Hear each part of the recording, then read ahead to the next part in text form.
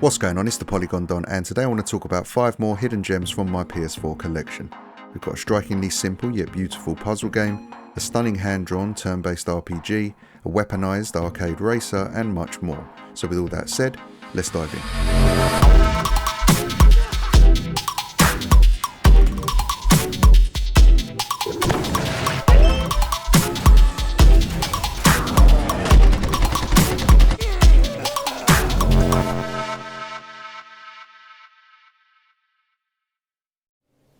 At the beginning of every story, we meet the hero, but this one has no name. He left it behind him. The nameless hero focused on the final part of his training.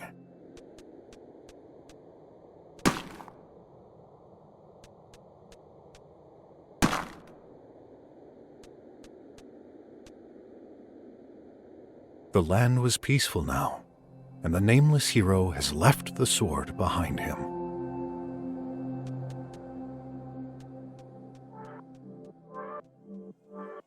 Ink: The Tale of Love is an isometric puzzle game using a subtle yet striking art style, with a biro or ballpoint pen aesthetic that predominantly stays as one colour throughout most levels. It's the shading and pressure of the pen strokes that brings detail and depth to the world.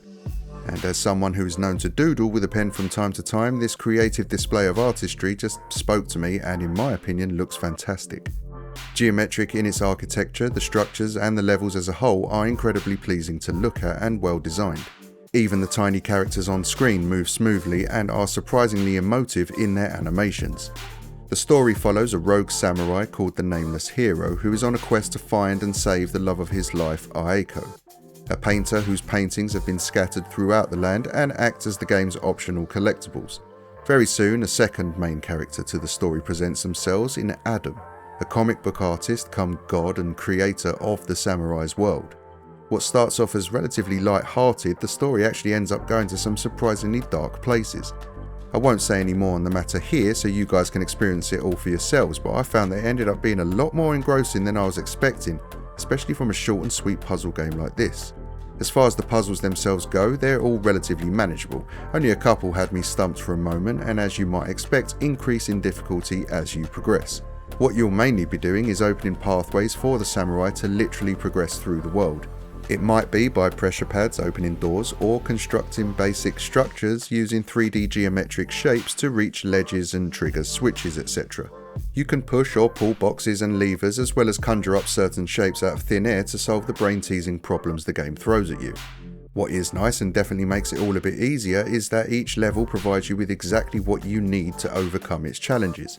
You don't have a long list of objects and items to cycle through to trial and error your way to the right solution, as each puzzle usually has around 3 to 5 separate objects that your solution must incorporate, and they're all there in front of you as you arrive at each puzzle, so it's actually quite forgiving in that regard. The sound design is brilliant overall. The game even suggests that it is best enjoyed with sound when you first boot it up, basically telling you that although it may look like it, this is not a podcast game, and sound plays a big part in its overall enjoyment.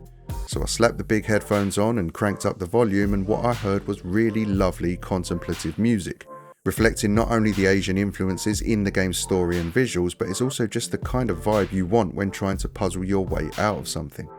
And when there wasn't any music playing, there was just a really nice and rich ambient sound of whatever was happening in the scene at the time. Running water, the wind, or toads croaking when I was in the swamp-like area, for example. All really well recorded sounds that were rich and filled the void that the lack of music left beautifully. It's not a long game at all. Depending on how hard you find the puzzles, it can take anywhere between 3 to 5 hours to complete, so unless you can find it at a discounted price, some might feel a little short-changed when buying this physically. Digitally, I believe it's much cheaper and regularly found in sales on digital storefronts, so there's that option too. But for me personally, I really love having games like this in the physical collection. Short little experiences that are compact and refined and bring something even new or just unusual to the table when you have some friends over.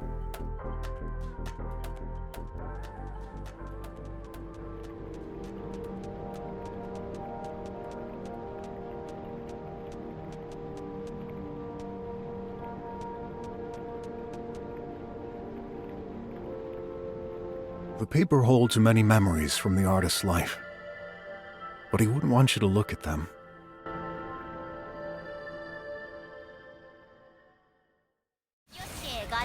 よ。さてどこまでやれるか見てあげるわ。よいしょ。さあ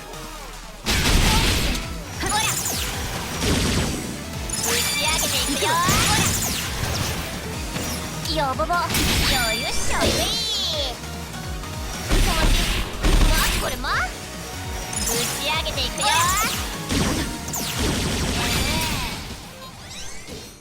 Alice Gear Aegis CS Concerto of Simulatrix is not only a mouthful of a game title, but it is also a remixed and revamped version of a mobile game from 2018, only without all the gotcha mechanics and shady mobile practices. It's set in the future where humankind has had to escape Earth after an invasion of alien robots named the Vice threatens their very existence. After roaming deep space for decades, the human space ark's AI, Alice, discovers emission energy. Only a select few female heroines, or actresses as this game calls them, possesses the ability to control this new energy source, which is used to operate Alice Gears, powerful mechs that they intend to use to take the fight back to the Vice and reclaim Earth. Which does all sound incredibly similar to Relayer, a game which I covered in another recent PS4 Hidden Gems video. Maybe this is just a coincidence, or maybe it's a trope of the anime mech genre, but the similarities between the two stories are quite striking. What sets them apart, however, is how the story is told.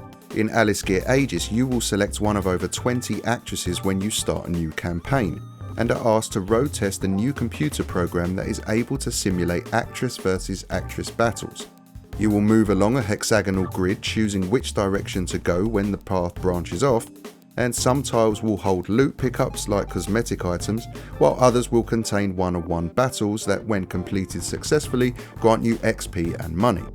At 3 separate intervals on your journey, however, there will be these grander battles that involve 3 actresses on each team. Presented as a kind of tournament, these are more story focused as the personalities of each of the actresses are given a moment to shine, with cutscenes of smack talk and banter preceding and following each fight. It's really not a massive grid either, so you can finish an actress's story and see credits in little over than 30 minutes. But the point here is to play each and every actress's brief campaign as the overarching story slowly starts to piece itself together. The battles themselves are held in these domed 3D arenas that you zip about in as you furiously try and take down your opponent as quickly as possible. Some of the one-on-one battles in particular can be over in a matter of seconds, but the bigger 3-on-3 battles take a little while longer and will need you to incorporate a moderate amount of strategy to come out victorious. Swapping in a different team member with a loadout better suited to your opponent, for example, or just tagging someone else in with a full health bar if you're taking a beating. Each of the actresses have a weapon class that they belong to, like sniper gun, assault rifle, dual wield and rocket launcher, etc., but they don't stop there. They each have their own torso weapons and leg weapons, as well as their own special attacks to use once their SP bars have been filled by inflicting damage, meaning that each of the actresses play quite differently from each other, and even in the short lifespan of each of the campaigns, XP and money earned can be spent on newer and better gear, as well as skill modules that provide passive boosts to attack and HP, all of which switches up how the actresses play and feel even more so. More tweaking can be done at a cosmetic level, and there is a lot to collect and customise here. You can buy skimpy outfits that are wholly inappropriate for the tasks that lay ahead, or different headdresses, jewellery or other accessories to make your mech-toting waifus feel more unique. They don't impact gameplay in any way, if anything they just make the mobile game foundations that this is built on abundantly obvious, but it's there for those that want it. Learning the personalities of each of the playable characters via visual novel style cutscenes was cool, and some of the writing and localization was also pretty decent, but in all honesty, the gameplay here is what it's all about, as for the most part I just couldn't wait to get in the ring and duke it out. The fighting, much like the battles and the story, is really fast and flashy and can be over in an instant. It can resemble a bullet hell shooter in one moment or a hack and slash action title the next, depending on who is fighting, and the quick turnaround of mini campaigns allows you to experience that variety at a brisk pace.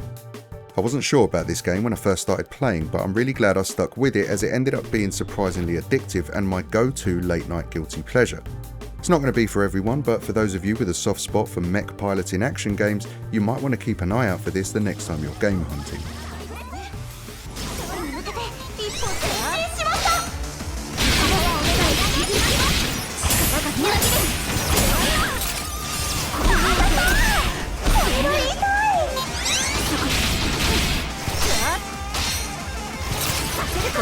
俺の見せ所、この足に払うと思ってやります。まだまだそんな甘いですね。行きます。さすがに私が強いを使う。試合も佳境に入ってしまった。このまま勝利をつかむのか。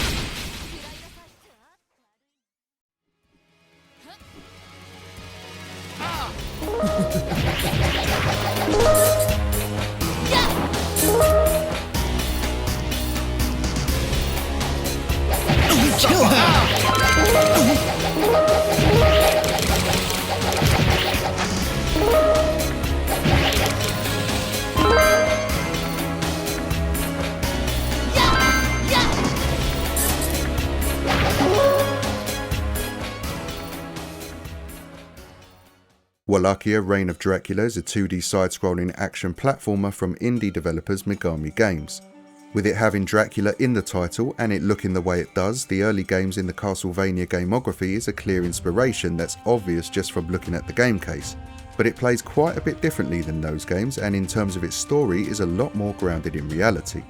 In it you'll be playing as Elsin Florea, a woman whose parents have been killed and brother kidnapped by Vlad the Impaler, a real historic figure that Dracula is based on. On a quest to avenge her parents and rescue her brother, Elsin, along with a handful of helpful accomplices, travel the land eliminating all threats that lie between her and Vlad. With full voice acting and cutscenes, it's actually quite surprising how in-depth the story gets considering how arcadey the gameplay feels. There's a few static lore-rich paragraphs to read between levels that flesh out the world even more, but most intriguing to me at least was the tendency for the story to remain relatively grounded. As someone who has visited Romania and been to Vlad's castle, I was pleasantly surprised to see a lot of the names and places I had seen and heard about on my travels mentioned in this game. There's also an amazing soundtrack that runs through it all that further immerses you in the story and the action. Visually, the game has really attractive and clean graphics. The levels themselves pop with colour and are well designed. Some even include dynamic backgrounds that are just gorgeous to look at. It plays flawlessly too, with incredibly responsive and tight controls, which you need as it gets very dicey and demanding as the game goes on. While it might look like a Castlevania clone at first glance, it actually plays a lot more like Contra or even Shinobi. I've seen this listed as a Metroidvania in some places, and I will have to strongly disagree there. Its gameplay is more run and gun than it is gaining ability to access new areas. Progression isn't really tied to exploration with weapon upgrades and ability unlocks, it's a lot more brutal than that. Instead, it borrows that old school retro philosophy of being punishingly difficult until you memorise the attack patterns and movements of your enemies by adopting a more trial and error approach. Armed with a bow that can rapid fire arrows or send out 3 multi-directional arrows off at once, depending on which set you have equipped, you'll also have a sword with which you can use to slash at enemies charging towards you. There's a slide move as well to help you in a pinch, and then there's your silent and invisible party of helpers that each have their own special move, providing you have the necessary amount of red orbs required to use them. These are picked up from defeated enemies and can be shot down from doves that are carrying them as they occasionally fly through levels. There are power-ups to your weapons that you can also pick up that allow you to deal further damage but are immediately removed if you take any sort of damage yourself.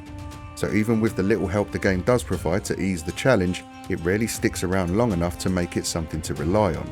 Equally, when you die, you lose everything that you might have accumulated. Not just your power-ups, but also your orb stash that powers your helper's special moves. Meaning that should you die, you're back to the last checkpoint of a difficult level with less help than when you started. It's not just its gorgeous 16-bit visuals that give off that retro vibe, the gameplay feels very retro as well. For better or worse, depending on where you stand with these types of games. It's not a long game, there's only around 7 levels that each culminate in a boss fight, but like I said, it's pretty tricky, and just completing the first level and its boss might take you a fair few runs on its own. If you're looking for something that poses less of a threat to the livelihood of your controller, I'd probably give this one a miss. However, if you are partial to that old school arcadey gameplay of old, and know what you're in for, you'll have a really great time with this, I think.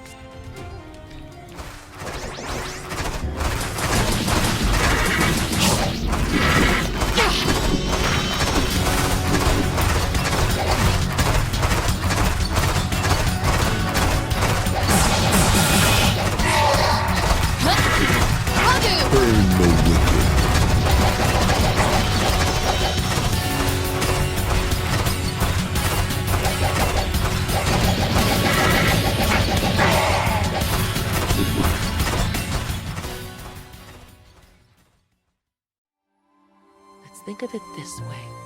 The Astria called us here to receive this power. As a reward? Or an omen of the unprecedented dangers that await. Apologies. I am a pessimist at heart. We realized. Goddess Yuno did mention there would be a gift from the arbiters within each temple. And naturally, we'll go and receive these gifts, right? Astria Ascending is a turn-based RPG for the most part, but does have some 2D side-scrolling platform elements as well as environmental puzzles for you to solve. Developed by French-Canadian developers Artisan Studios, its production was also assisted by several legendary Japanese developers who had previously worked on some of the biggest games from the Final Fantasy series, which is probably where the feeling and sense of a JRPG comes from when playing this. Set in the fantasy world of Orcanon, you'll follow and control the exploits of a group of demigods known as the Fated Eight. They act as the sword and the shield of the goddess Yuno, who presides over the integrity of a multicultural society governed by a doctrine known as the Harmony, and populated by all sorts of sentient beings from various species. The map is divided into sub-areas that each house the various species, and travelling between them is done by train and a lot of walking. But you'll soon gain access to a flying mount and eventually fast travel to make exploration a bit easier and quicker. From the moment you start the game, all 8 of the demigods are at your beck and call. No drip feeding of player characters here, they are literally all given to you from the get-go. You'll dish out commands and have control over each of them when in battle, but when out of it you'll mainly be controlling Ulan, the kind of captain of the group if you will. Each of the demigods are bestowed special powers, but at the cost of their own lives. After receiving their godlike abilities, they are informed that they only have 3 years left to live, and in that time are tasked with eradicating the monsters of this world that are called noises. Combat encounters are initiated when you come into contact with enemies in the 2D exploration and platforming sections. They are visible, so can be avoided by stunning them first, then jumping over them if you wish, or you can strike at them with a melee attack that will give you an advantage in the battle once it commences. Once in battle, Astria Ascending follows the standard set by previous games from the genre and doesn't really tear up the rulebook in any meaningful way, but the mechanics it does have in place feel robust and for the most part well balanced. You'll control 4 members of your party in such encounters, but can swap out the whole team during battle, which was a nice and unexpected surprise. Enter a fight with an unknown enemy to find that your current party lineup is dangerously ill-suited, and you can exchange each and every member using only 1 turn. This also came in handy more times than I'd care to admit when I was receiving an absolute lashing. I could just swap in 4 fresh team members with full health bars to hopefully turn the tide and fight another day. With an elemental system in place, you are rewarded with a focus point each time you strike at an enemy's elemental weakness. These focus points can then be used to strengthen your attacks and special abilities further, whether offensive or defensive.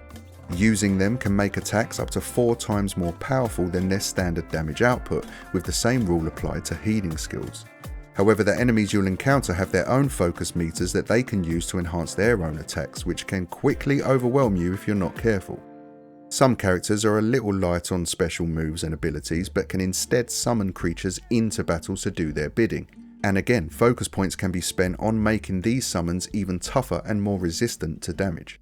What's cool about the summons is that they don't just replace the caster or summoner, they replace the entire party. They'd need to be strengthened with focus points to a certain degree if going up against the full roster of enemies, but it does give your main party members a break from any damage, while the summon can hopefully whittle down the opponent's numbers. So while the combat mechanics aren't anything a fan of the genre won't likely have already experienced, the focus point system does switch things up enough to make each encounter feel really engrossing and fun. It's a fairly easygoing game, it doesn't provide too much of a challenge, but there were times when the difficulty did absolutely explode out of nowhere. Maybe it's just the RNG gods playing tricks, but occasionally you'll come into a combat scenario with 6 to 8 enemies that will each attack you first before you get a chance to do anything. And if you're unlucky enough to have a party lineup of members that are susceptible to the enemy's elemental attacks, then it's game over, which can feel a little cheap and unjust. So, like the best JRPGs out there, save regularly to avoid heartbreak and frustration. With a beautiful hand-drawn art style and tried and tested turn-based battle mechanics, I think anyone that's a fan of this genre should definitely give this game a try. Recently I've seen this as low as £7 on Amazon, which is where I picked it up from, and for that price it's well worth experiencing and adding to the collection.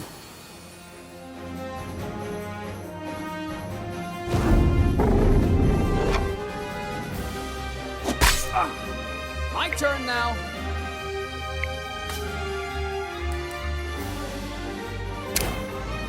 Yeah! Nice! Why?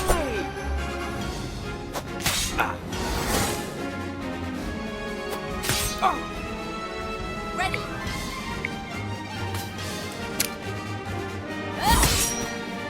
Did it work?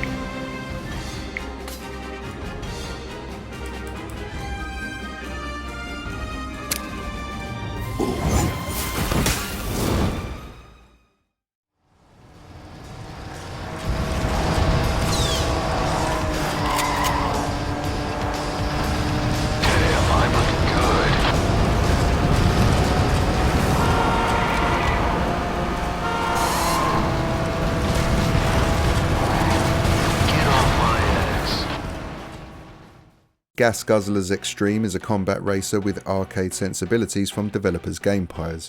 The whole purpose of the main campaign is to take on challenges, whether that be races or arena battles, where your placement at the end of a race or your kill counts will affect your score and placement on a leaderboard, while moving up the leaderboard would eventually unlock the next tournament and series of events. Do well enough and you can get sponsored, which will net you more money when coming out on top, and the money you accumulate can be spent on fixing up and decking out the cars in your garage or used to buy new vehicles entirely. New game modes, tracks and cars unlock as you progress through the main campaign, as it boasts over 12 hours of gameplay, providing plenty of content even if it does get a little samey after a while. There are your standard races, elimination events, capture the flag and destruction derbies, with unique sponsor events that pop up periodically as well. There are unlockable car parts that enhance your vehicle's stats, weapons that get sillier and deadlier as you unlock them, and aesthetic decals to make you stand out in the crowd. The three main event types that you'll be choosing between as you work up the leaderboards are standard races, combat races, and straight up battles to the death, with variants of them all too. And they each have their own unique flavour to them, but for me the standard races were the weakest of the bunch, as the combat in this game is just so goddamn fun and addictive. It also plays really nicely too. I mean, I'm no expert on the matter, but it did feel like it was a solid 60 frames a second throughout. With a mounted weapon of your choice applied to your car before battle, such as a railgun, grenade launchers or even a rocket launcher, it's impressively destructive throughout any event that involves combat. And going for a more realistic art style over a cartoony one makes all this destruction just feel that much more crunchy and visceral. You can also find pickups out on the tracks themselves, such as nitro fuel to provide boosts, explosive mines to lay behind you, as well as smoke and oil slicks to make the lives of those tailing you that much more difficult. It's very arcadey, as in there really isn't all that much to worry about in terms of controls. If you've played any racing game ever, you'll pick things up really quickly here, but the tracks that you'll be racing on are quite large and feature multiple avenues and pathways to choose from, with some being shortcuts and others being hotbeds of those crucial pickups. You can't spam your weapons either. There is ammo to consider, with ammo pickups dotted throughout the maps as well. Learning when best to fire and when to conserve becomes more of an issue in the later tournaments, as the game starts off relatively easy. With Death Race by way of Wreckfest gameplay and very tongue-in-cheek and childish gags such as the AI racer names, it's fairly obvious who this game is appealing to, but more than anything I'm just genuinely shocked there's no multiplayer component to this game. No online play, no local co-op, nothing. Which is just nuts for a game like this. Fair enough if you don't want to worry about servers etc. for online multiplayer, but this game is just begging for a split screen co-op mode in my opinion, and it's a real shame it doesn't have one. But for those single player heads out there looking for a violent and destructive arcade racer to lose a dozen or so hours in, Gas Guzzlers Extreme is the one for you. I had a brilliant time with this game despite its limitations, and recommend it to any arcade racing fans out there, especially as you can still find this really easily and for a decent price.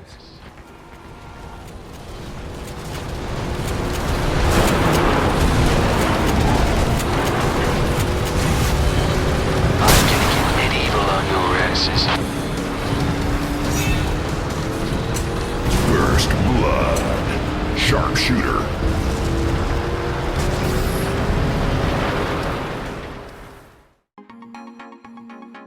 And there you go people, 5 more hidden gems from the collection there. Let me know down in the comments what you guys are playing, whether they're hidden gems or commercial bangers, as I'm always interested in hearing from you all. If you enjoyed the video, have a think about hitting the like button, as it genuinely helps out quite a bit, and subscribe if you're new to the channel to keep updated on all future uploads. That's going to do it for this one, so until next time gang, take care, be good and game on.